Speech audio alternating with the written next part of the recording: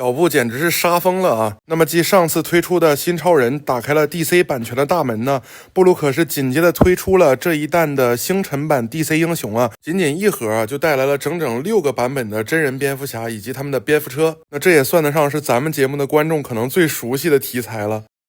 理解热爱，分享快乐。Hello， 大家好，欢迎来到本期的鲨鱼分享。本期给大家带来的呢，就是由布鲁克所推出的星辰版 DC 英雄第一代福影破晓。那么给不了解的朋友先科普一下，这个星辰版呢，在布鲁克的产品线里啊，算得上是一个最 Q 版的这么一个产品。所以本次呢，蝙蝠侠也是走的这种 Q 版路线。包装盒呢很显眼的有6个蝙蝠侠，而且他们的标志呢也印在包装上，也可以看到下面的 DC 版权啊。这次的选材呢，活脱脱是一个蝙蝠侠在真人电影界的一个进化史，所以我们就直接通过时间顺序来给大家依次介绍。那么先整体展示一下这一弹的人物风格，以及我抽到的这么一个结果。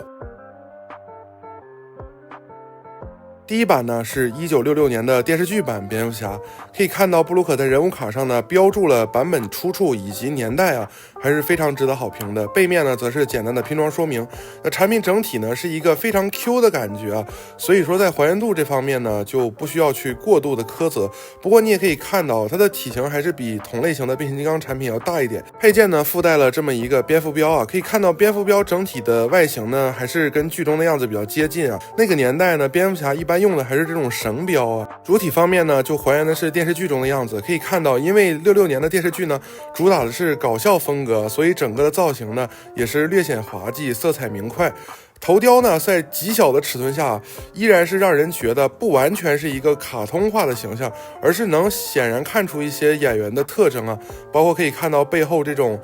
皮套的褶皱纹理啊，还有这个布料的缝纫细节。胸部的蝙蝠标和整体这个身材轮廓的表达，还有侧面大家看到微微隆起的小肚子，都是蛮有意思的。那么这个头部呢是可以通过拉伸来增加它的可动范围的，如果你觉得这样不好看呢，也可以把脖子缩回去，也算是给玩法上一种拓展。这个系列呢虽然说整体的体型非常的小啊，但全身呢还是有较多的可动关节，可以摆出非常 Q 萌的这种战斗姿态啊。那么相应的也来看看1966年版本的蝙蝠车。这个蝙蝠车呢很醒目的红色标志和线条啊冠以了车身，整体也是一个非常 Q 萌的比例。4个轮子的轴部呢都有额外的分件，让这个小车的滚动性呢还是比较的不错。从上部看呢形象也比较的还原啊，有额外的分件。不过呢比较遗憾的就是如果顶上这个银色的部分能用透明件呢，感觉表现会更好一点。以及后面的排气孔啊，感觉完全可以开模一个通用尺寸的火焰特效，给这几个蝙蝠车呢都加上，这样子呢看上去应该也更有玩法和动感一些。把老爷和小车摆在一起呢，活脱脱一个60年代的欢快风格。第二位出场的呢，则是1989年由蒂姆·波顿所拍摄的电影版蝙蝠侠，也是第一部可以说得上是正式严肃的影版蝙蝠侠。通过标志和战衣的造型呢，我们可以分辨出啊，这应该是1989的版本，而不是1992啊。因为1992的时期呢，胸口的蝙蝠标都有变化。那可以看到臂刃呢，因为这个尺寸的关系啊，虽然把特征细节做了出来，但只有2个，这也是可以理解吧。产品9.9块的单盒售价呢，没有影响布鲁克的诚意，可以看到不论是头雕啊，还是手臂上的这个臂刺细节，以及身体都是全新开模的。那如果我把脸挡住的，你能很明显的在这个嘴唇的轮廓上看出迈克尔基顿演员本人这种嘟嘟唇的这种感觉，还是挺有意思的。面雕的风格呢，则是介于这个真人演员和 Q 版卡通形象之间啊。你们觉得这个面雕的表现如何呢？可以打个分。比较细节的一点呢，是可以看到布鲁克的这个蝙蝠标志呢，和玩具胸口的标志是不一样的，这也是对的。89版的蝙蝠侠，它的宣传标志和它真正衣服上的标志呢，就是不同的。可以看到没有用通用的零件去代表蝙蝠标，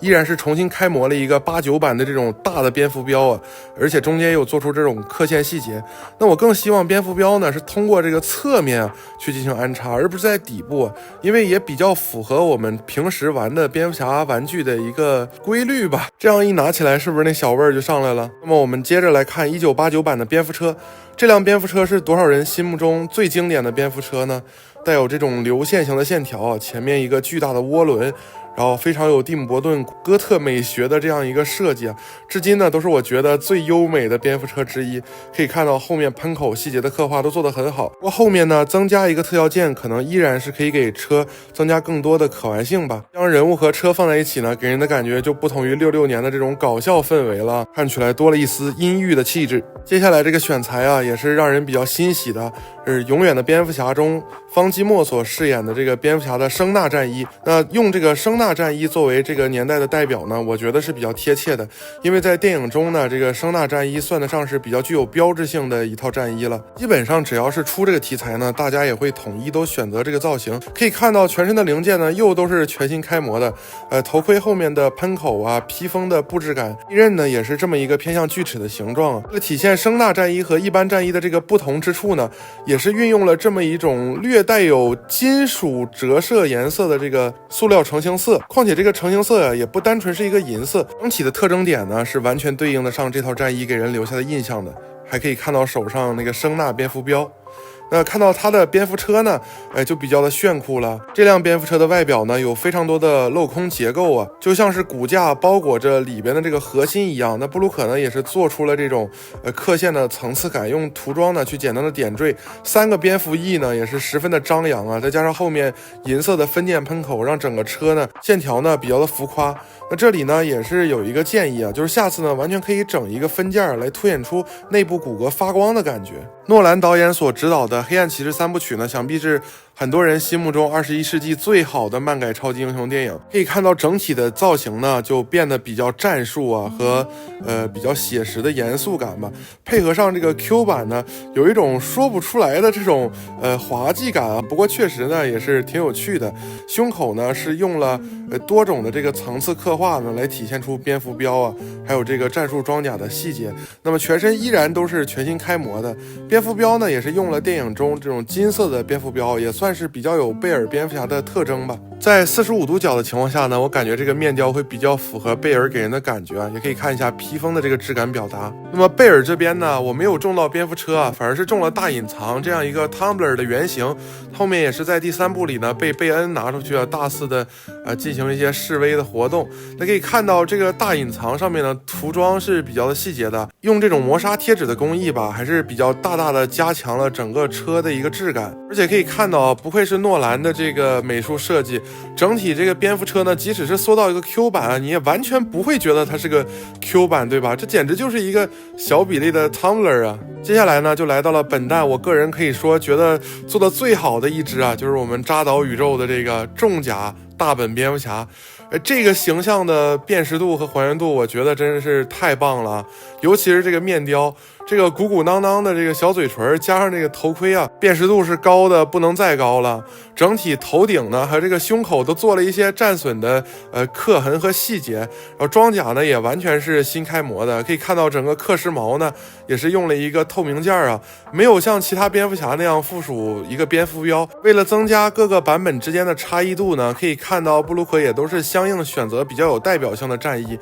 整个这个建模我觉得真的没有什么可多说的，非常的优秀，包括这3个小避刃啊全都给做出来了，真的是又可爱又凶悍的感觉。刻时毛的表现呢还是很不错的，上面用一个这种略带凹凸面的这个绿色透明件呢，加上这个银色的杆去表达出来啊。你也可以把它反手装在这个我们大本的手上，来摆出这个经典的。大本的蝙蝠车呢，则也是个人比较期待的一款啊。毕竟现在国内你能买到的大本蝙蝠车本来选择也就不是很多，那在布鲁克这个9.9块的价位前提下呢，这个小车啊做的可以看到还是非常的帅啊，而且跟别的小车一比呢，风格也是非常的明显啊。扎导的这个蝙蝠车呢，应该是结合了诺兰版本啊和之前版本流线型的一些特征，